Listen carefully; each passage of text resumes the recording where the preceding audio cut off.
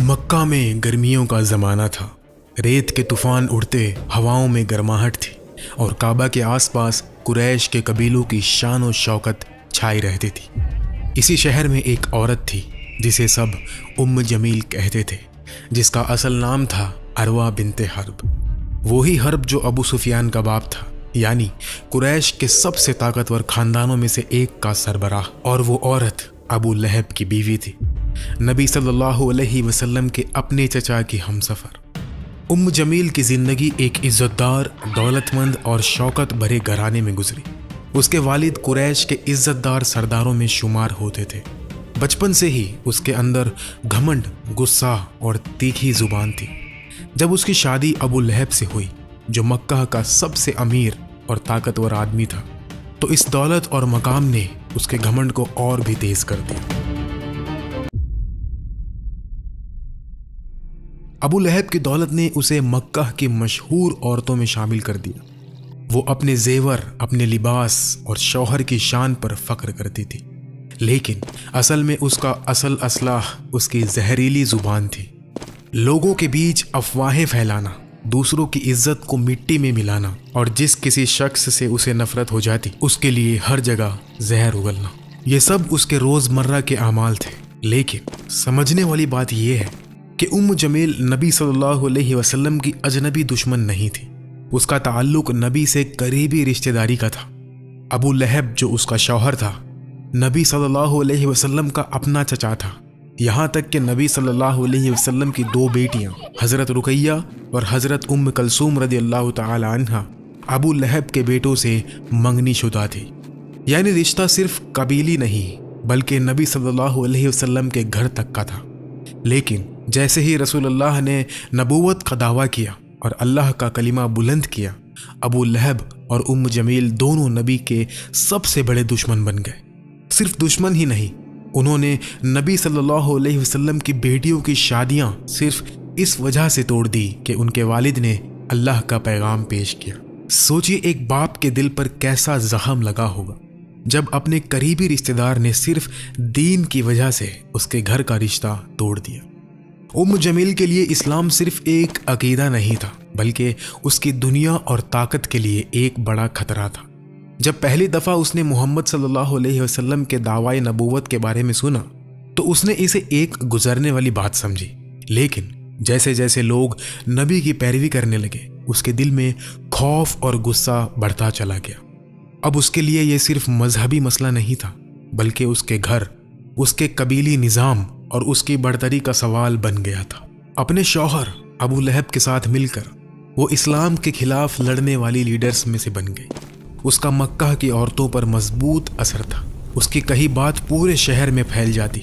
उसने अपनी इस ताकत का इस्तेमाल इस्लाम के खिलाफ झूठ और अफवाहें फैलाने के लिए किया कि मोहम्मद पागल है, वो लोगों से कहते थे। वो जादू करता है, वो लोगों को डराती कि वो मक्का के निज़ाम को तोड़ रहा है। वो चिल्लाती। उसके झूठ सिर्फ धोखा देने के लिए नहीं थे, उसका असल मकसद रसूलुल्लाह सल्लल्लाहु अलैहि वसल्लम की इज्जत को नुकसान पहुंचाना था, ताकि लोग उनसे दूर हो जाएं। एक दिन मक्का के बाजार में उसने लोगों को जमा करके चीखा, मोहम्मद तो अपने खानदान को भी नुकसान पहुंचा रहा है। लेकिन हकीकत ये थी कि नबी मक्का के सबसे ईमानदार, सबसे काबिल एतमाद इंसान थे, जिनके बारे में दुश्मन भी कहते थे कि आप कभी झूठ नहीं बोलते।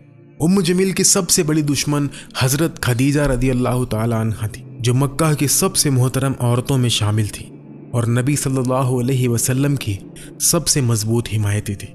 उम्म जमील को हज़रत खदीजा से शिद्दत की हसद थी। उसने उनका मजाक उड़ाया, औरतों को उनके खिलाफ उकसाया और उन्हें अकेले करने की कोशिश की। लेकिन हज़रत खदीजा के पुरसुकून वकार और ईमान की मजबूती के सामने उम्म जमील कभी कामयाब ना हो सकी। सिर्फ अफवाहें और झूठ ही नहीं, उम्म जमील ने अमली तौर पर भी इस्लाम को रोकने की हर एक मुमकिन कोशिश की।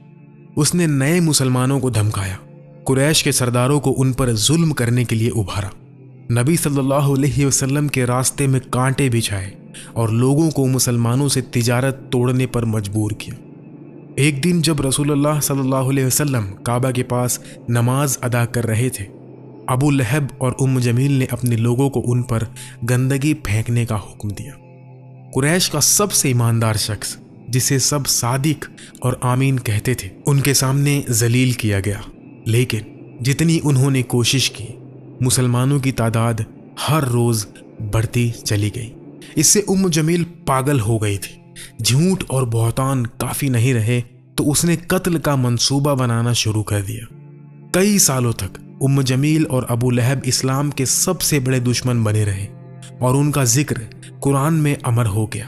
اللہ تعالیٰ نے سورہ المسد میں فرمایا، ابو لہب کے ہاتھ ٹوٹ گئے اور وہ خود ہلاک ہو گیا، نہ تو اس کا مال ہی اس کے کچھ کام آیا اور نہ وہ جو اس نے کمایا۔ وہ ضرور بھڑکتی ہوئی آگ میں داخل ہوگا، اور اس کی بیوی بھی جو ایندھن سر پر اٹھائے پھرتی ہے، اس کے گلے میں مونج کی رسی ہوگی۔ یہ قرآن کی آیت تھی، ایک اعلان، ایک فیصلہ جس میں اللہ نے ابو لہب اور اس کی بیوی کا انجام لکھ دیا تھا۔ لکڑیاں اٹھانے والی کا جملہ اس بات کا اشارہ تھا کہ جمیل نبی صلی اللہ علیہ وسلم کے راستے میں کانٹے اور لکڑیاں بچھاتی تھی، اور یہ اس کی زہریلی فطرت کا نشان تھا۔ جب یہ سورہ نازل ہوئی جمیل کا غصہ حد سے بڑھ گیا۔ اس نے ایک بڑا پتھر اٹھایا اور مسجد الحرم گئی نبی صلی اللہ علیہ وسلم کو قتل کرنے کے ارادے سے۔ اس وقت نبی صلی اللہ علیہ وسلم حضرت ابو بکر رضی اللہ تعالیٰ عنہ کے ساتھ وہاں بیٹھے تھے، لیکن اللہ نے نبی صلی اللہ علیہ وسلم کو اس کی نظر سے چھپا دیا۔ اس کی آنکھیں ابو بکر کو تو دیکھ رہی تھی، لیکن نبی صلی اللہ علیہ وسلم کو نہیں دیکھ سکی۔ غصے میں چیخ کر بولی، تمہارا دوست کہاں ہے؟ میں اسے نقصان پہنچانے آئی ہوں۔ ابو بکر رضی اللہ تعالیٰ عنہ نے اس کی طرف پرسکون ہو کر دیکھا اور پھر وہ وہاں سے پتھر ہاتھ میں لیے چلی گئی۔